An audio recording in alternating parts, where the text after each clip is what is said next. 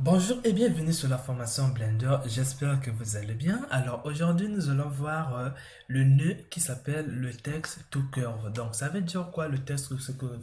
Ça va vous permettre de transformer votre texte en courbe pour mieux l'utiliser. Autrefois vous pouvez aussi l'extruder, donc ça dépend de l'utilisation que vous pouvez en avoir.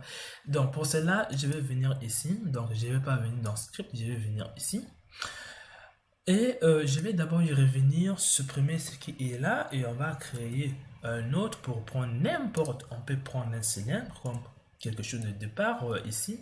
On va venir dans les géométries nodes, on va venir ici et dans les géométries nodes, une fois que vous avez fait ici, vous avez le node qui a permis de créer cette cylindre et le node qui a permis de l'afficher. Donc nous allons supprimer le cylindre qui a été créé par ce node. On va venir, je sais pas, on va venir dans texte et nous allons s'arrêter tout simplement dans ce qu'on appelle ici le text to curve. Alors, c'est quoi le text to curve? Donc, on a l'utilisé pas mal dans les tutos, mais c'est quoi ça? Déjà, ici, on va déjà relier. Ici, si vous reliez, vous n'allez pas rien voir, comme vous le voyez. Donc, pour mieux voir déjà, je vais écrire Zeus pour vous le faire montrer. Et là, puisque je m'appelle Zeus, donc c'est juste mon nom.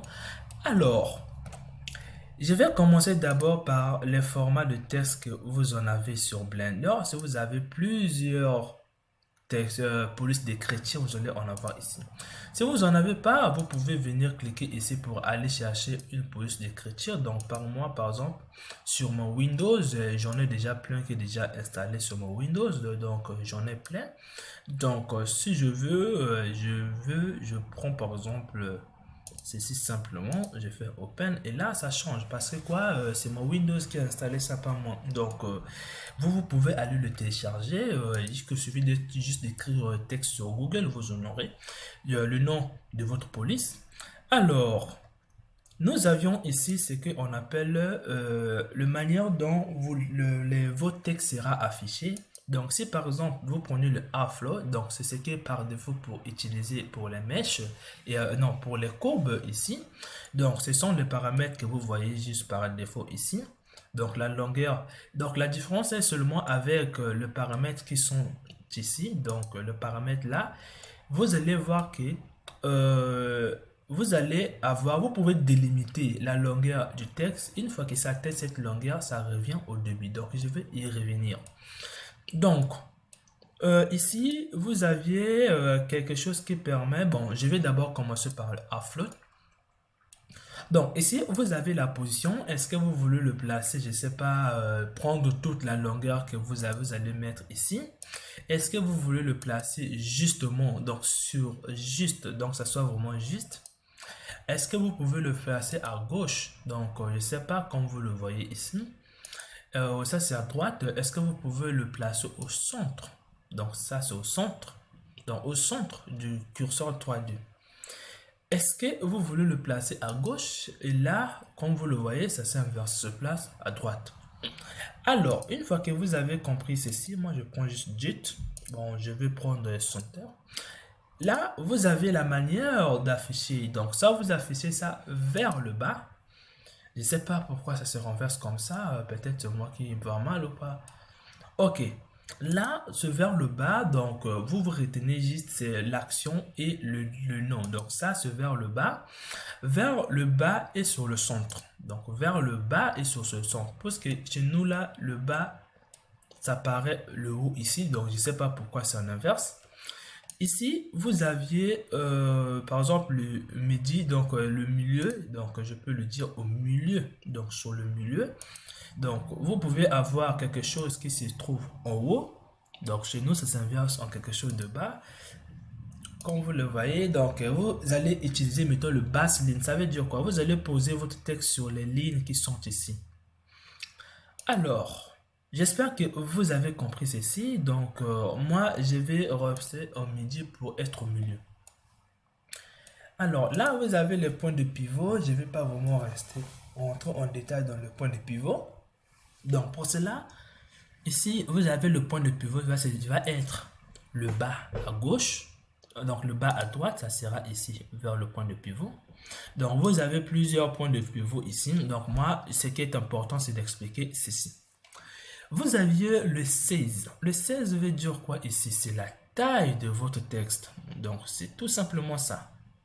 Vous avez ici l'espace entre les lettres de vos mots. Donc, vous allez pouvoir faire l'espace entre les lettres de vos mots comme vous le voyez ici. L'espace entre les lettres des mots. Ici, vous aviez maintenant l'espace, le work. Ici, vous allez... Là, je pense que j'ai oublié ceci. Ici, le work, c'est l'espace entre les mots. Donc, je ne sais pas si j'ai deux mots ici. Je ne sais pas si j'ai deux mots, donc je vais venir ici dans Input. Vous avez la possibilité de prendre le string qui est là. Je vais le dupliquer, donc je vais par exemple ici simplement le nom Blender. Et là, je mets simplement mon prénom. Maintenant, pour le combiner, parce qu'on ne peut pas le faire tout ensemble ici, donc on va le combiner avec Text Joint. C'est là, et là, on va mettre ici, on va mettre ici, et là, on met ici. Donc, le work, ce que j'expliquais, c'est l'espace entre le mot que vous êtes en train de voir ici, l'espace entre les mots, entre Blender et Zeus, comme vous le voyez ici, l'espace entre les mots. Ici, vous avez l'espace entre les lignes. Donc, pour cela, il faudra que je diminue un peu la taille maximale, et là, vous aviez l'espace entre les lignes. Donc, c'est très simple à voir comme vous le voyez. Et là, vous aviez par exemple l'espace maximal comme vous le voyez ici. Donc, en mètres. La distance, donc vous allez pouvoir avancer un peu la boîte qui fait que ça puisse revenir. Alors, j'espère que vous avez compris cela. On va quitter, on va venir maintenant dans le scale fill. Alors, le scale fill, c'est que eux tous se différencient. Donc, tout ça là, c'est ce que j'ai expliqué, mais eux tous se différencient juste ici. Donc, tout va dépendre de la hauteur de la lettre. Donc, la taille de votre lettre, donc la taille de votre écriture qui est là, ça va dépendre de la taille d'une lettre la plus élevée, donc de la lettre la plus élevée de la taille. Donc c'est ça ce que vous allez faire. Donc vous n'avez que la possibilité d'augmenter la hauteur comme vous le voyez, en fait la largeur comme ça, la hauteur comme vous le voyez comme ça. Donc ça, ce sont des boîtes. Donc n'allez pas confondre ça, ce sont des boîtes. Alors, vous aviez encore ici le trunk ici va permettre justement de modifier la taille du boîte du texte. Si par exemple vous avez justement une boîte c'est quoi? C'est que en prenant ceci, si vous avez vu les vidéos sur les boîtes, vous devriez peut-être comprendre ceci. On va mettre le texte dans un rectangle qui va prendre toute la surface de votre, qui va prendre bien tout votre objet, et cet rectangle, vous pouvez le varier en augmentant sa hauteur, par exemple, comme vous le voyez ici. Non, sa largeur. Et là, vous avez son hauteur. Donc, j'espère que vous l'avez compris. Donc, on se retrouve dans la prochaine vidéo auquel je vais vous expliquer ici.